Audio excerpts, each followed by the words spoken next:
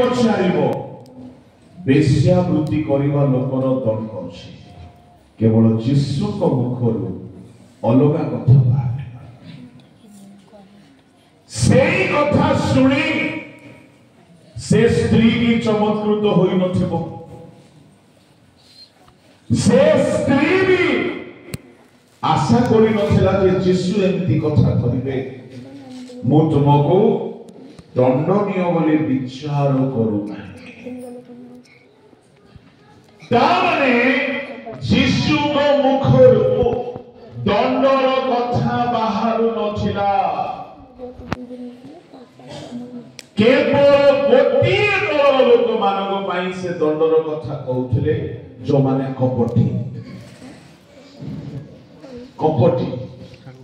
पापी मानक प्रभु दंडर कथा कहिना पापी मानक व्यवस्था दंडर कथा कहिला बेले यीशु क्षमार कथा कहिबे एई आदर्श बड़ लोक मानक पाखरे तो नाही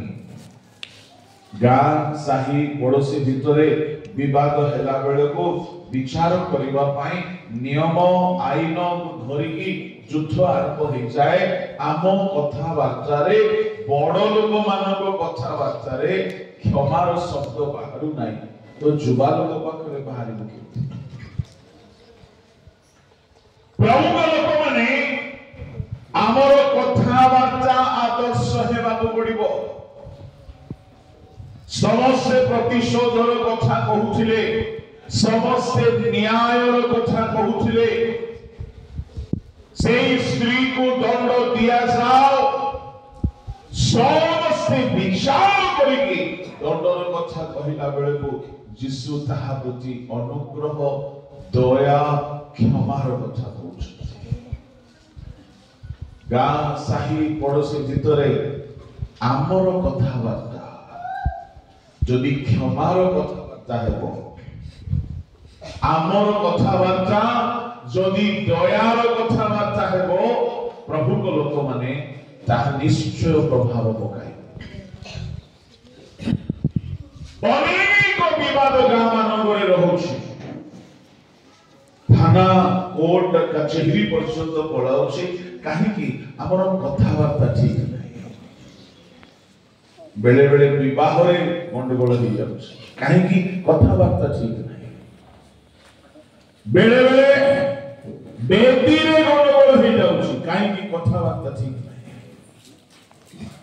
आमर कथबार्ता रे जदि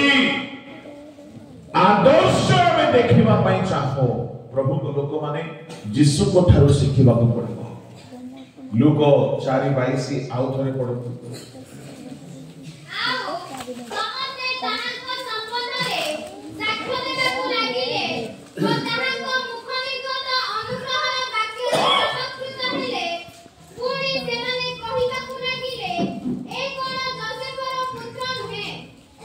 यीशु को मुख निर्गत अनुग्रहर वाक्य लोक मानक चमत्कृत करि दउथिला जेतबे आउ गोटे घटना को आमे देखिबा जणे लोक 38 वर्ष धरिकी शଯ୍ୟାଶାୟୀ हेछि यीशु ताहा को कहिले आओ पाप कर नाही माने लूक पुणी जोहन माथ्यू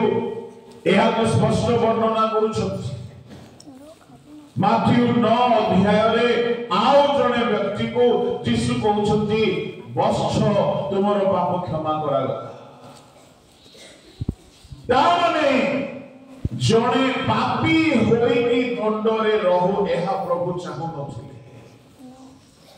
जणे दुख भोग करिकी रहु एहा प्रभु चाहु नथिले यीशु को मुखरु एमिति कथा बाहरुथला जहा पूर्वे केही केबे कहिना एमिति दया एमिति क्षमार कथा केही केबे कहिना आ सेपरी कथा मध्यरु गोटे शेष कथा हमें देखो कुशरे पितय मान क्षमा कर मैं जेनु माने मारू ଦୁଇଟି ଆମେ ବାଣୀ ଶୁଣିଛୁ କିନ୍ତୁ କେତେ ପରିମାଣରେ ବ୍ୟବହାର କରିଛୁ। ଘରେ ଶାଶୁ ଟିକେ ଦୁଃଖ ଦେଇଦେଲା, ସତ କୁହ କେତେ ବହୁ କ୍ଷମା ଦେଇଛନ୍ତି। ଝଗଡ଼ା ନ କରିକି ମଧ୍ୟ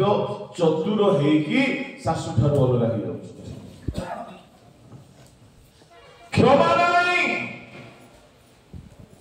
ପ୍ରଭୁ ଯୀଶୁ ଖ୍ରୀଷ୍ଟ ଯେଉଁମାନେ ତାଙ୍କୁ କ୍ରୁଶରେ କଷ୍ଟ ଦେଉଥିଲେ, ଯେଉଁମାନେ ତାଙ୍କୁ ବେଦନା ଦେଲେ, ସେମାନଙ୍କୁ ସେ କ୍ଷମା କଥା କହୁଛନ୍ତି। ଆମର କଥାବାର୍ତ୍ତା ସର୍ବସାଧାରଣ ଲୋକ ପରି ହେଇଗଲା। ଏ କଥାବାର୍ତ୍ତାରେ କିଛି ଆଦର୍ଶ ନାହିଁ, ଯାହା କେହି କହିପାରୁନଥିବ। କ୍ଷମାର କଥା ଯାହାକୁ କେହି